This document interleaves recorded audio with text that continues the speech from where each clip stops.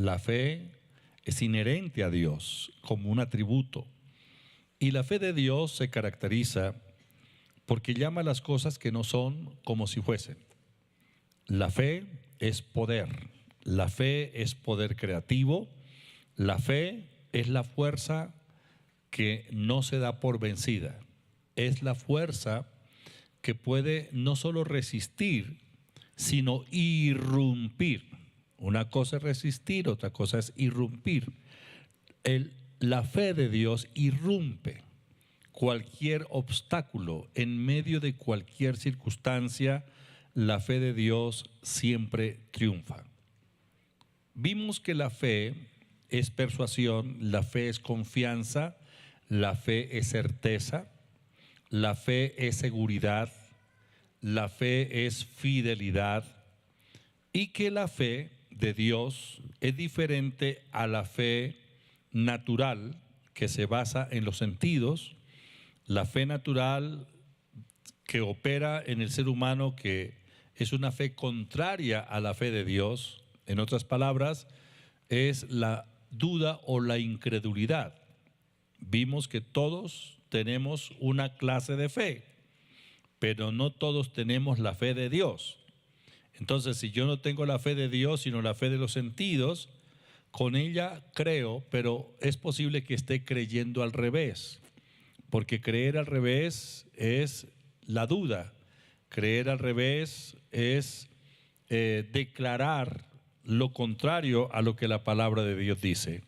Y resulta que en la ley de la fe, ya sea la fe de Dios o la fe natural, hay una ley en la fe que es la ley de la expresión o la ley de la declaración.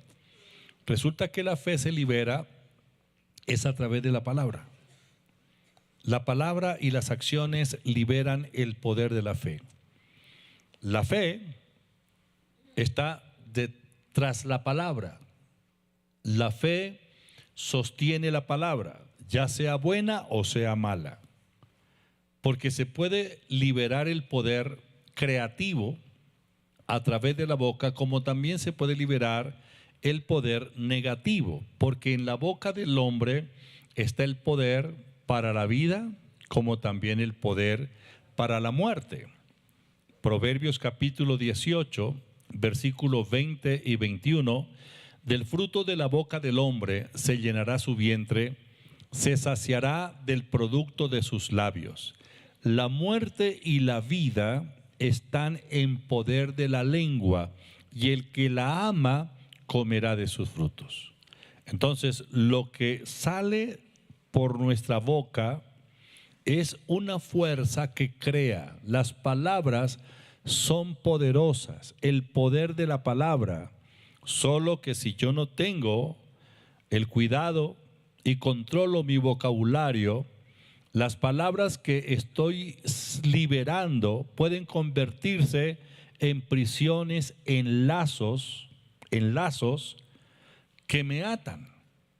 Porque si usted lee el capítulo 18 del libro de Proverbios, encontrará una lista de lo que la palabra hace negativamente en la vida del hombre. Entre ellos el azote, los lazos son las palabras o los azotes. Pero también la palabra, en lugar de convertirse en un azote o en un tormento, en un fracaso o provocar la muerte, en la palabra también está el poder medicinal. ¿Sabía eso? La palabra es medicina para nuestros huesos. ¿Alguien tiene problemas en el sistema óseo? Muy bien, la palabra de Dios es vida. La palabra de Dios es medicina para todo nuestro cuerpo, incluyendo obviamente nuestros huesos. Proverbios capítulo 4, versículo 22. Porque son medicina, porque son vida a los que la hallan y medicina a todo su cuerpo. La palabra que sale de mi boca puede ser una palabra enfermiza o puede ser una palabra medicina.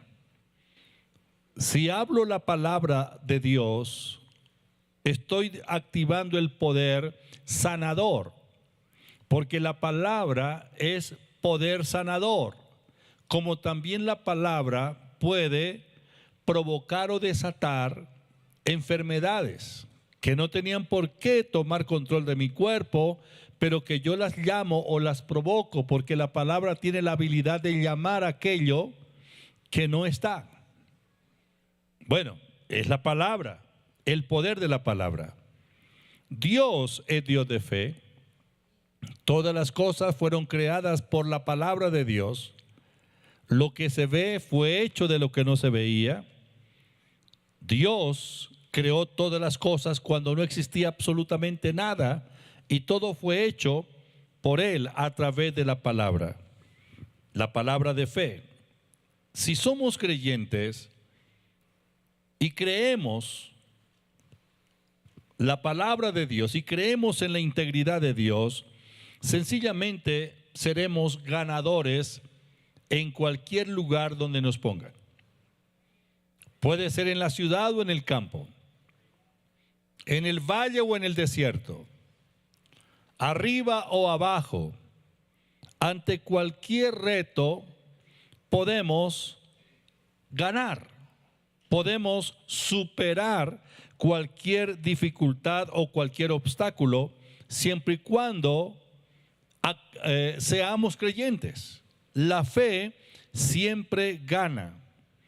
La fe triunfa. El creyente es un vencedor. Primera de Juan, capítulo 5, versículo 4. Primera de Juan, capítulo 5, versículo 4, dice la palabra de Dios: porque todo lo que es nacido de Dios vence al mundo. ¿Cuántos nacidos de Dios hay aquí en esta mañana? Diga: yo nací de Dios. Diga: soy la nueva creación. Diga: soy hijo de Dios. Diga: Dios me engendró con su Santo Espíritu.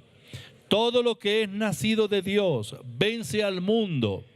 Y esta es la victoria que ha vencido al mundo. ¿Cuál? Nuestra fe. Y esta es la victoria que ha vencido al mundo, nuestra fe.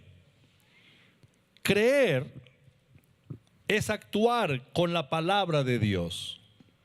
La palabra creer en el griego pisteu quiere decir uno que actúa, uno que hace conforme a la palabra, uno que actúa conforme a la palabra de Dios. Si somos creyentes, seremos ilimitados. Marcos capítulo 9, versículo 23, el Señor dijo: si puedes creer, al que cree, todo le es posible. Si puedes creer, al que cree, todo le es posible.